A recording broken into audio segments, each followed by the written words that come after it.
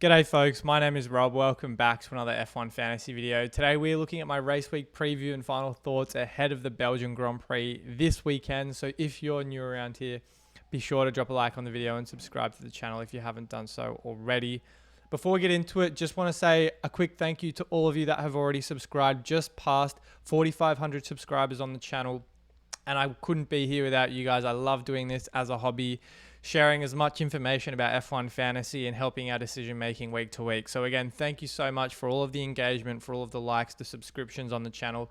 I can't wait to keep doing this for the rest of the year and beyond, all because of your love and support. So thank you so much, guys. First thing I want to jump into is the points versus budget gain and the questions I've received from several of you on Twitter, on YouTube, around what lineup is the most optimal heading into this weekend. Now, I wouldn't ordinarily say there is a perfect or a desired lineup, but there are quite a number of different options on the table, and I've broken it out into 4 different lineups. Up until this morning, when the grid penalty was announced at the time of recording for Max Verstappen, I actually only had 3 lineups, but I'm re-recording this video because of the fact that I think Max's grid penalty at Spa certainly should come into our thinking. I'll get to him in a moment, but I do want to cover off the triple McLaren lineup first. Norris, Piastri, and the McLaren constructor are some of the best value fantasy assets going around at the moment. Oscar Piastri in particular, as the only McLaren B-tier asset right now, and coming off a win in Hungary, I think deserves some serious thought for our teams this weekend. And I've got the cost of the 5 drivers on screen here as to what you would probably need to think about spending to get a lineup like this. And I do think the Norris Piastri lineup with 3 fodder drivers in the Sauber duo and Logan Sargent, although costing the most of the 4 options on here, I also do think has the highest upside in terms of points this weekend. Now, I will say that it comes with points, but you're probably foregoing some cost cap gain. And I say that because Sargent has gone down in price 9 weeks in a row. Zhou has gone down in price 6 of the last 7 weeks. And I believe Bottas is 5 out of the last 7. So these guys are dropping like a stone in price. Although Oscar Piastri is soaring, he had a $1 million increase most recently in Budapest. But I do think that the $1 million increase probably is unlikely in back-to-back weeks for him, unless, of course, he wins the race, gets driver of the day, for example, just like he did last weekend. Now, I think conversely, when we look at the 4 C-tier driver lineup, the next one down with Norris, Magnussen, Hülkenberg, Tsunoda, and Ocon, slightly more affordable. But one thing I think we do need to consider, and I've certainly looked into this a lot more recently, are the price trends at different circuits, depending on the nature of the track and the type of cars and the drivers in each of the different price brackets. Looking at Budapest, compared to last year when no C-tier drivers went up in price, only 2 in Esteban Ocon and Kevin Magnussen went up last weekend. When we go to Belgium 12 months ago, and I'll just bring this up on screen here, we had 5 current C-tier drivers go up in price in 2023. Ocon, Gasly, Albon, Magnussen, Zhou, and Hülkenberg. Actually, I think that's 6.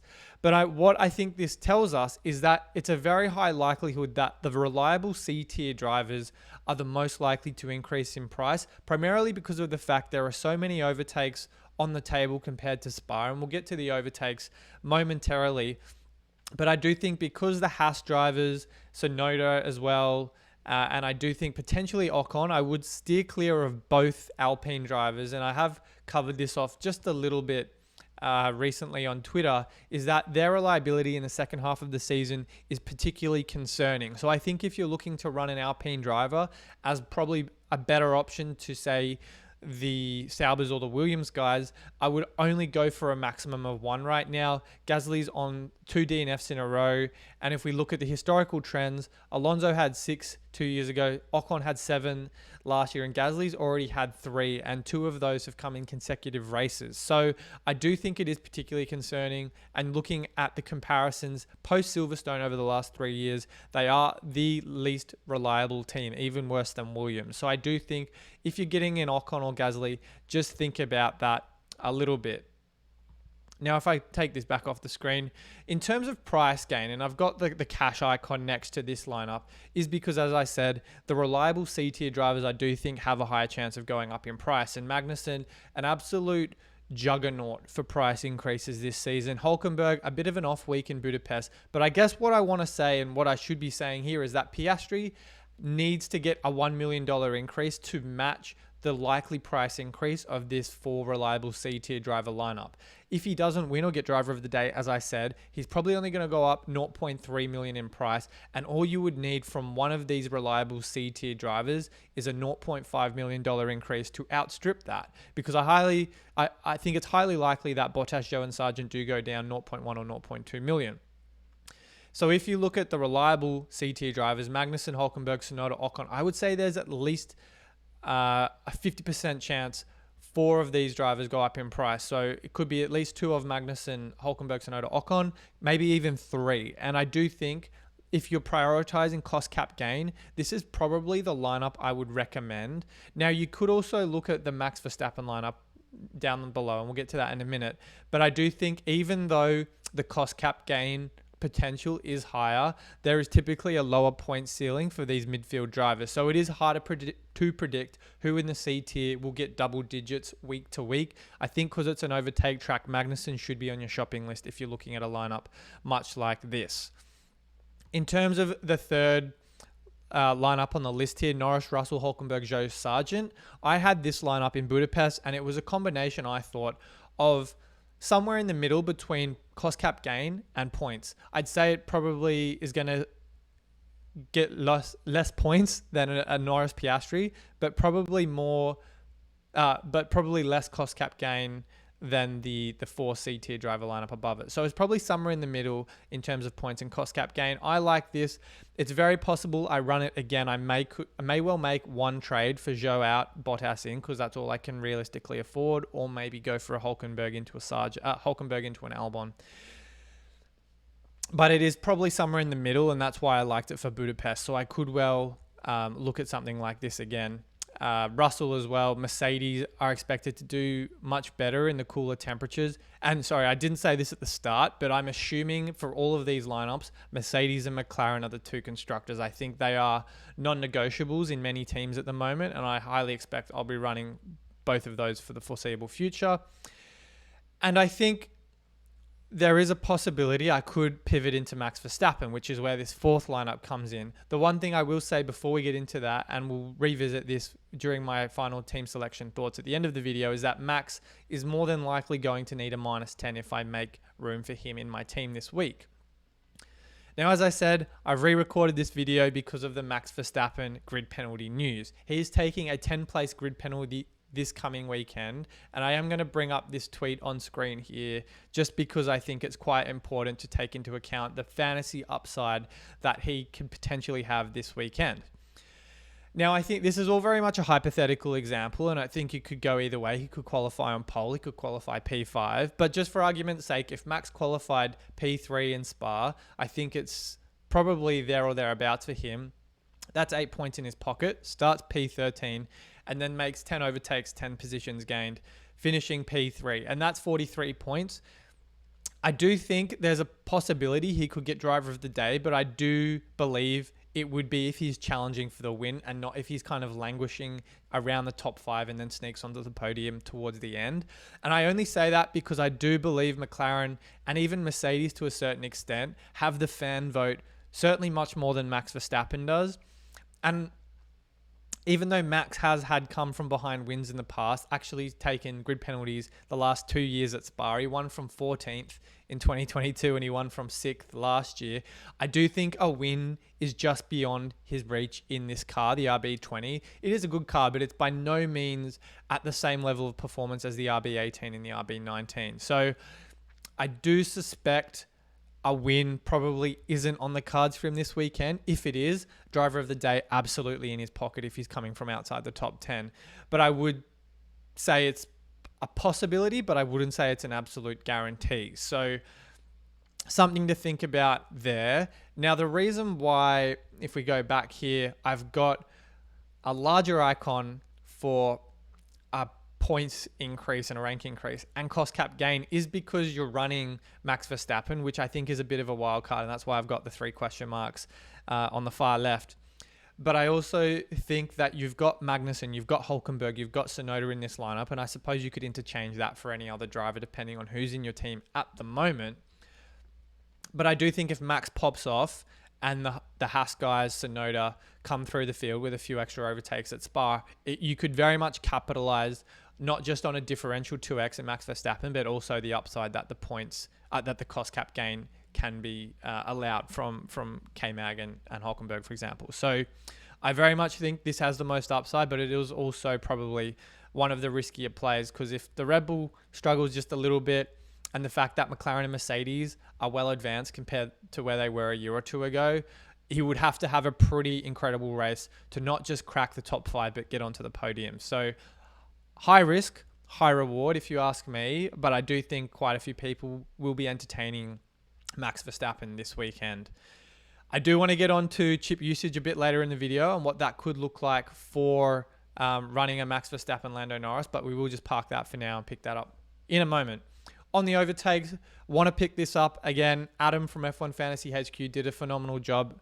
I had this in my last video and just want to redirect our attention towards Belgium this week. 74 overtakes 2 years ago, almost 100 last year. As I said, this is a huge factor for running reliable C-tier drivers, K-Mag, Hulkenberg, Tsunoda, etc.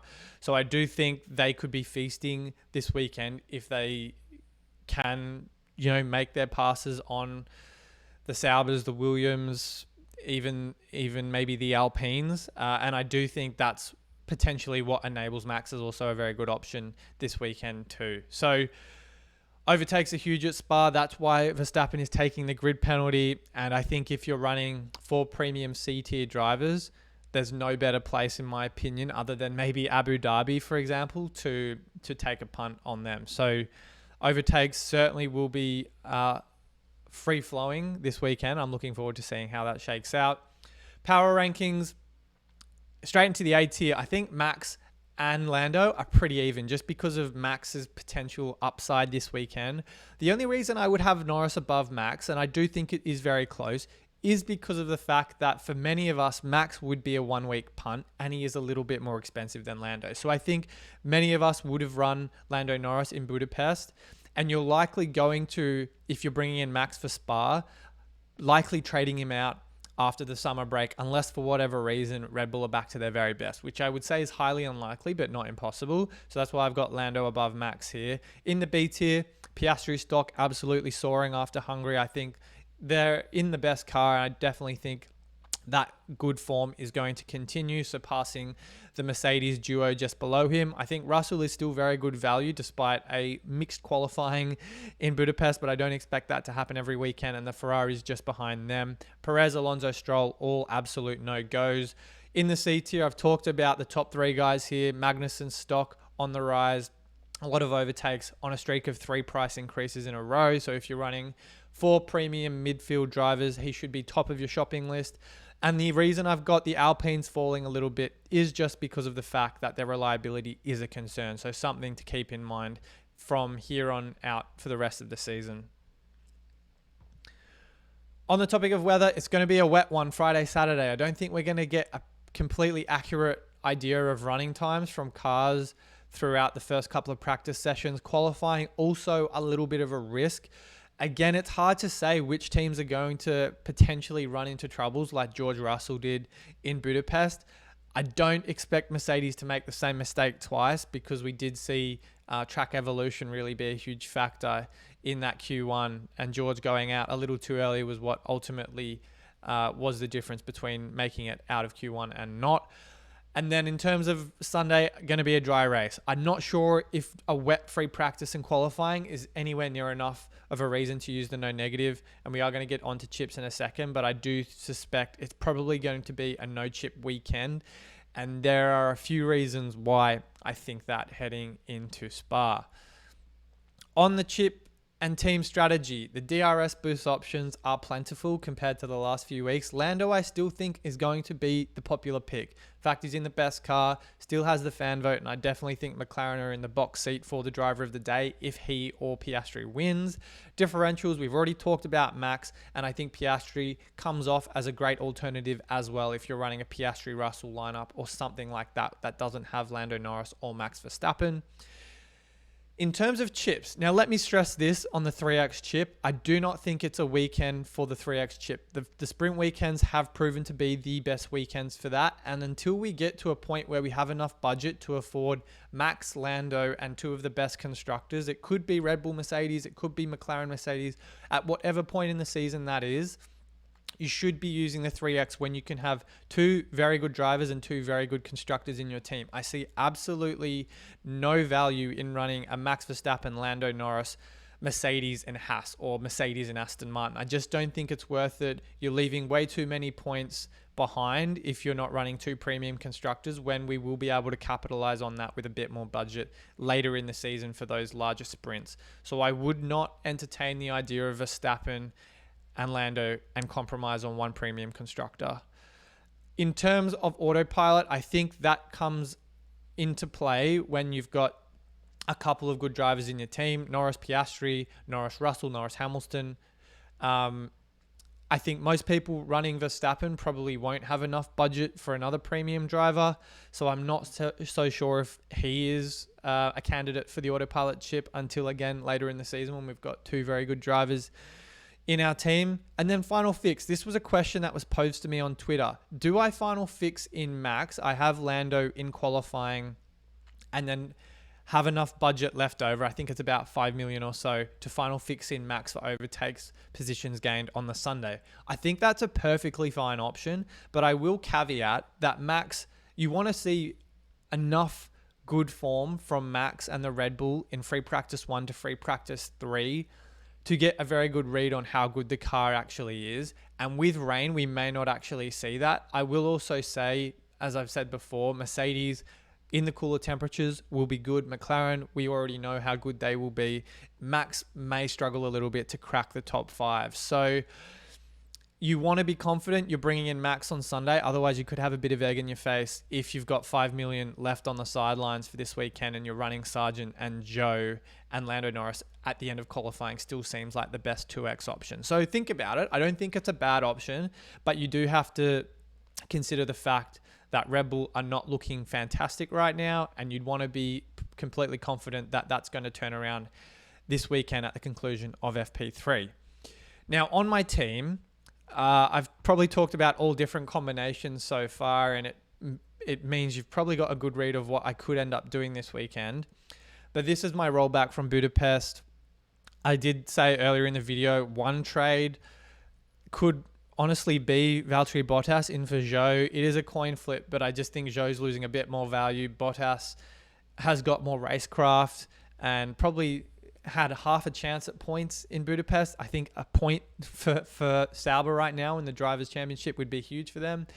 And I think Bottas is the more likely candidate to score those. So I could do that, have 3 transfers post-summer break, and then run Lando and George. I talked about Mercedes and McLaren and the strengths they have this weekend. Sargent worries me a little bit, but that's a discussion for another time.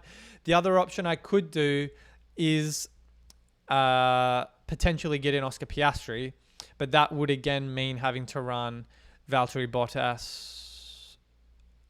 Actually, no. Zhou would stay here, and Zhou would stay in the middle slot, and then Valtteri Bottas would come in at the top. There's, as I said at the start, a lot of points upside here, but you also need all 3 of these drivers on the right to finish the race, and they're all going to go down in price. So a bit of a risk, but again, we'll have to reassess come the deadline. If Lando and Oscar are 1-2s throughout practice, I may well end up going for something like this. And then the final possibility is, as I've talked about already, Max Verstappen coming into my team.